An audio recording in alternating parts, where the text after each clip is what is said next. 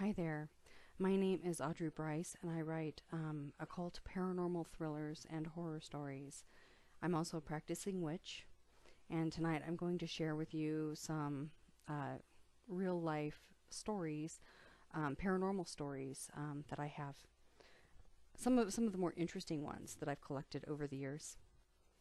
The first one I want to tell you about is my first experience channeling a spirit. I was about 15 and I had gone over to a friend's house for a slumber party. And we were in the basement and we decided, of course, I was the instigator in this, and because it was in my interest. I've always had interest in the occult and leanings toward the spiritual.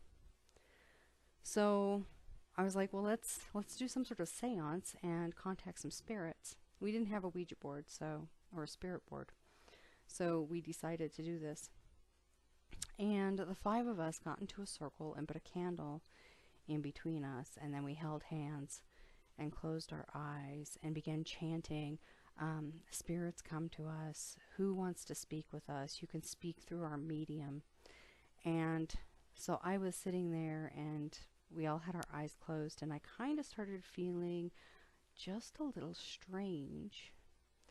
And my body kind of had the sensation that it was like growing very, very heavy.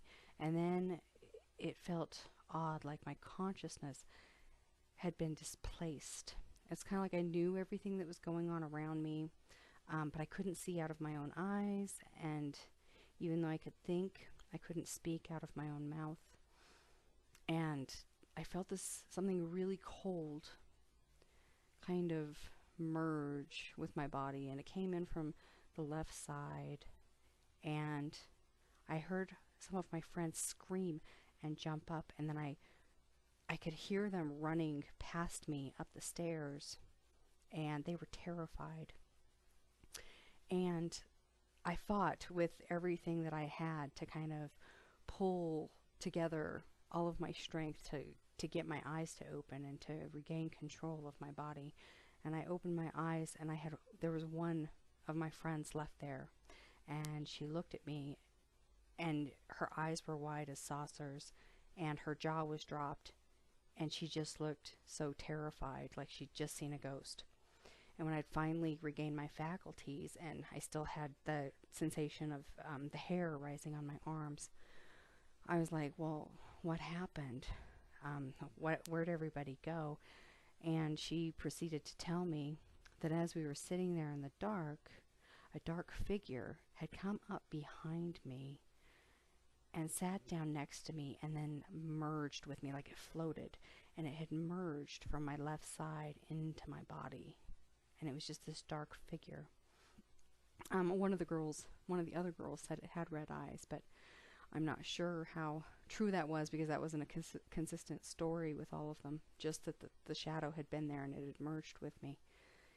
And they said that I had opened my eyes and looked at them, and they kind of knew it wasn't me. And that's what terrified them all. And they all ran upstairs except for my one friend, who she was at the far end. She was like across from me, and she was like, I didn't think I could get past you without getting attacked or something. I guess she was pretty terrified, but needless to say, I didn't attempt channeling or anything like that for many years after that. So I'm still not sure what exactly it was. I do know that it did leave my body, and I did not like remain possessed or anything. But that was probably one of the more profound experiences I've had.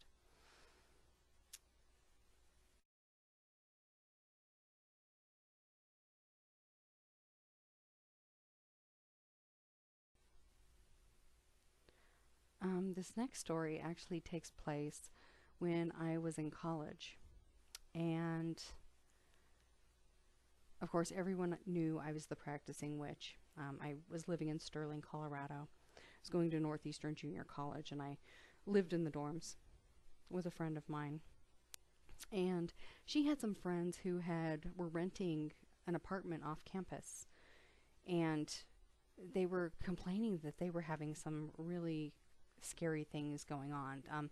The place that they lived was actually part of a larger building. Their apartment was just a small part of that building. And it was in, there were like other things in the building, like shops. It used to be like an old saloon, from my understanding, or an old hotel or something like that. But it was like back from like the early 1900s. So I told my friend I would go over there and kind of look and maybe do like a bit of an investigation, so we could kind of tell their friends what they were going into. I mean, by this time I kind of already figured out that I was a medium and that I could sense these things and kind of feel things out, and I would be able to tell them what was going on. So I remember walking into the building, and we met the friends downstairs, and there were like, I think there were like 2 guys and 2 girls, and the apartment had like 3 bedrooms, and the 2 guys each had their own room, and then 2 of the girls shared a room. They shared the biggest room. So, and evidently they were all, you know, very devoutly religious people as well. So, so when I walked in, the first thing I felt was that there had been some sort of Satanism practiced in this building. And so the first thing they showed me was the sub-basement. These 2 guys met us at the bottom of the stairs, and I said, you know, I have a feeling that maybe something, some sort of ritualistic something has been practiced here. And one of the guys said, well, here, let me show you one of the sub-basements. And there were so many different rooms to this building. It was just crazy. But what they took me into seemed kind of like, I don't know, almost like an old ballroom or an old dining room or something like that. And on the walls, someone had drawn various occult symbolism, more of the Goetia variety as opposed to Satanism per se. For those of you who don't know, Goetia deals with the jinn, or they're demons, or some people just call them spirits. But anyway, so I kind of checked out this room, and they were like, well, you know, we have something else we need to show you. Because at that point I was like, okay, yeah, there were people who were practicing pseudo-Satanism here. Not, you know, well, maybe in that sense they were real Satanists, but at the time I had called it pseudo-Satanism. And they both kind of looked at each other and gave each other this odd look, and they were like, okay, we need to take you upstairs for a minute. So they took me upstairs, and across from their apartment was this long hallway with a series of rooms. And they looked like just hotel rooms, like a hotel room, but they were small rooms. And the doors were numbered. And it could have just been a prank or a joke or whatever, considering, you know, this place had been rented to college students before. But there was rooms 1, 2, 3, 4, 5, 6, 6, 6, 6, 7, 8. And that's how they were numbered. So I, of course, was like, okay, yeah, you know, there were people who lived here who were probably just dabblers. But for some reason, it just felt like there was something more. I could feel, I know it's strange, but I had a sense that I was being watched by these black dogs. But we'll get to that here in a few minutes. So finally, they lead me up into their apartment, which is up on the 2nd floor and off in the southwest corner of the building. So we go in there, and so I'm like, okay, tell me about what kind of paranormal phenomena you've experienced here. And they told me that they had actually seen a knife block move over 2 feet across the counter and fall off onto the floor and spill out onto the floor. And in a couple of cases, it had actually been like almost thrown and had fallen. So I kind of went in and I checked it out, and I kind of felt a little something in the kitchen, but I wasn't sure what it was. And then I walked around the rest of the building, the rest of the apartment anyway. And I did not like the girls' bedroom at all. It felt really nasty, like there was an open portal or something there. And I did tell them this, but then I walked into the bathroom and I was like, somebody died in here. And that really freaked them out because evidently, as the story goes, when they had been putting electricity in the building, probably back in the 40s or 50s, someone had actually been electrocuted in that bathroom and had died. So I did feel that. I did get a sense, and I did get a sense it was a workman as well. So if that wasn't enough to kind of terrify them, I was like, I really need to go into the basement, not the sub-basement, the actual basement. And like I said, this entire building had so many different rooms and basements and sub-basements. It was actually kind of freaky how it was set up. It almost didn't even make any sense. It was really kind of chaotic. So we got some flashlights, and we started going down the stairs. And at about the third step, because I went first, as brave as I am, the guys hid behind me.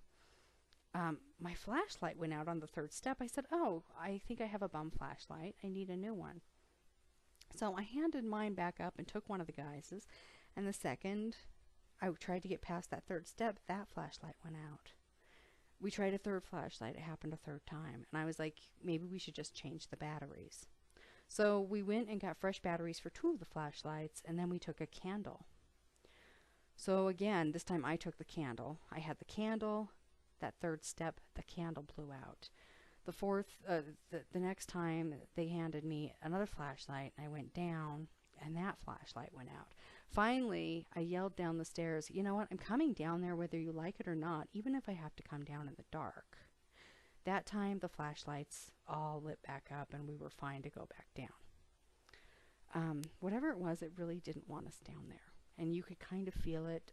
The air was very electrically charged. It was actually pretty terrifying. But of course, I had to save face. I was only 18 at the time, and I wanted everyone to think, oh, she's so brave. She's going to do this. So we get down into the basement, and I just had this feeling the entire time that we were being watched, and it was a rather creepy feeling. So much so that, you just felt on edge, like you were about ready to be attacked at any second. And the air vibrated with such energy that all the hair on the back of your neck and on your arms just kind of stood up. So I kept getting images of these black dogs. And of course, the first thing I started thinking of was Cerberus, the 3-headed dog. So just kind of, it was a rather freaky experience. And then we went back upstairs, and I was, of course, telling them all of the impressions that I was getting. And of course, unfortunately, it was really terrifying them because they just had so many experiences in the house, knocking on the walls and lights flickering on and off. And of course, none of them wanted to go to the basement because they all had a really nasty feeling toward the basement. And I'm pretty sure the feeling was mutual in the basement because they didn't want anyone down there. The spirits, I mean. So we went ahead and I decided to do another channeling. And this was actually probably the third time I'd done it. And it was just as profound, where I was sitting there and my eyes were closed. And of course, there were about 10 of us this time. And again, I felt that displacement of my body, of my mind. I mean, it was like my mind was still in my body, but it was like almost like looking in or like observing while something else came in and like took over my mouth and my body. But my consciousness was still there, but I couldn't like do anything. It's kind of a weird sensation. For those of you who've ever actually channeled before, you'll understand. It's not quite possession because you still have control over it. You just have to really exert that control to regain control. So evidently, when I had gone under, I was able to tell them who the spirits were in the house and all of these things. I don't really recall. I mean, I remember seeing it, but I was so wrapped up in the sensation of being detached that I wasn't necessarily paying attention to whatever was in my body was saying. Whatever was in my body did claim to be demonic. It scared when I changed. I guess my facial features changed and my voice changed when I was talking to them. And when I finally came to and pulled myself back into my body and pushed out whatever had been in there, everyone was pretty freaked out around me. And they were all kind of very wary of me, not really sure if they wanted to be around me, so to speak, probably because it had been such a frightening experience for them. So, needless to say, what I had told them was verifiable, and they were gone. They all moved out within a week of that place. It was just too terrifying for them. Whatever happened, they said that I literally changed. My eyes changed, my voice changed, my facial features changed. Whatever happened in that apartment that night scared them so bad that they moved out within the week. And none of the girls would sleep. The girls wouldn't sleep in their bedroom either. So,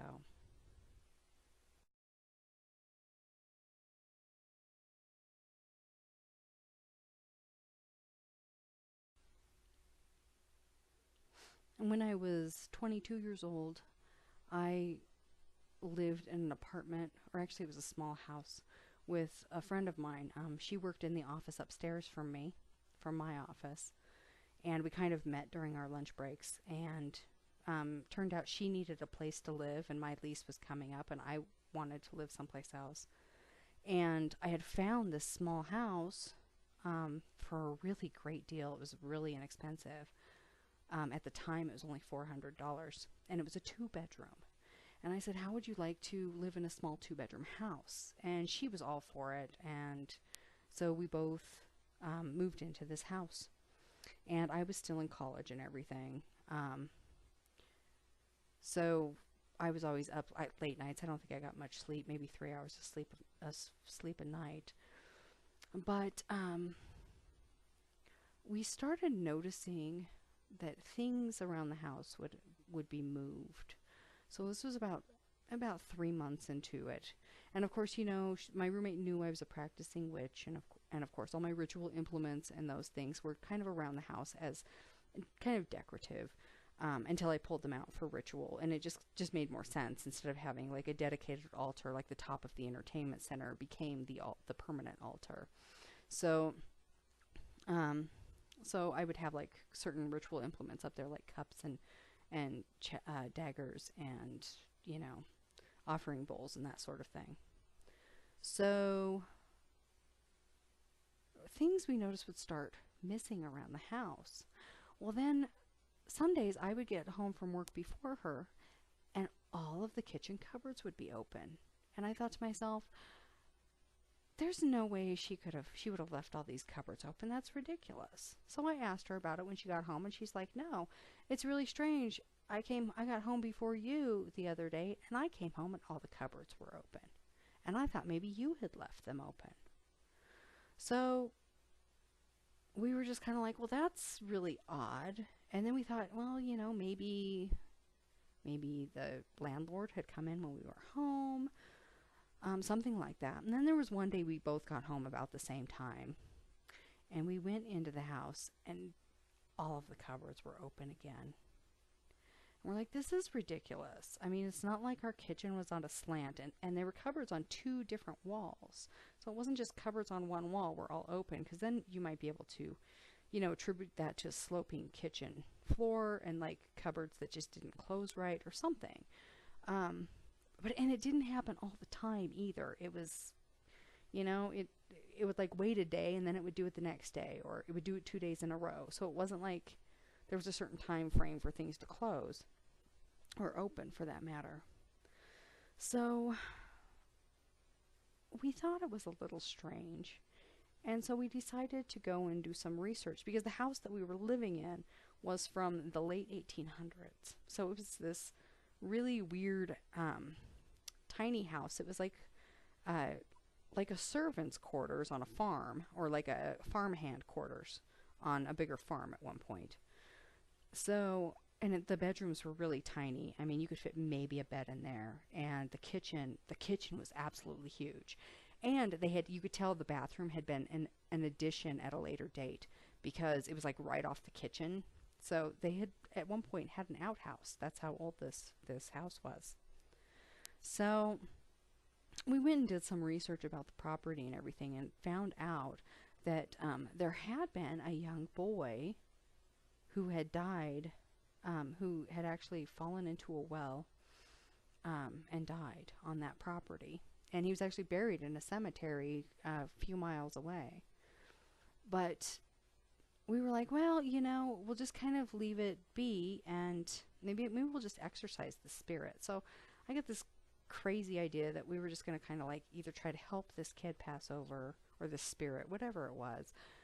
And if it wouldn't go peacefully, then we'd just do an exorcism, and that would be the end of it. So we initially asked the spirit to cross over, and that didn't bode well, because the next day we got home, and again, all of the cupboards were open, but this time there were actually dishes on the floor in the kitchen, not broken, just sitting there on the floor. And we're like, okay, this is ridiculous. You can't play with stuff like this. And it was kind of freaking us out. So we're like, okay, maybe we do need to do an exorcism. So we did, just kind of a light banishing, and a very mild exorcism, thinking it wasn't going to take a lot. We came home the next day and found every item used during that ritual knocked over, and some of that stuff had been put back in the living room, so it had been knocked over. Again, all the cupboards were open and things were on the floor, and I was like, this is completely stupid. And I remember, because we had done that on a Thursday night. Friday we came home and all that stuff was on the floor and the cupboards were open again. And it was Saturday morning. We were getting ready to leave, and I said very loudly, don't, because we were getting ready to leave the house for Saturday. We were going to go out with some friends or something. And I said very loudly, as I was walking out of the bathroom, don't open the cupboard doors while we're gone. That's really annoying.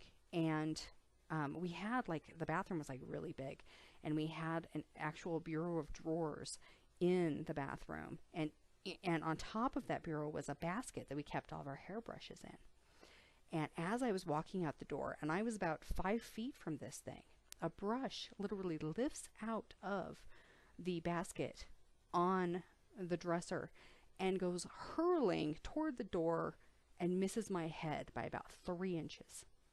It actually hit the bathroom door, because the bathroom door was open this way, and I was walking through the threshold of the bathroom, and the brush whizzed right by the front of my face and hit the door, right there.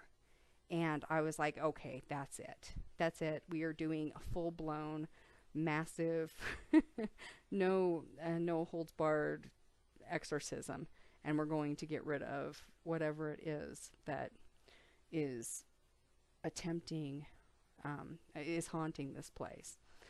So that night when we got back again, all the cupboards were open and everything, and we invited some friends over, members of my coven, and we did a huge banishing exorcism ritual throughout the entire house, and we never had another problem again, thank goodness.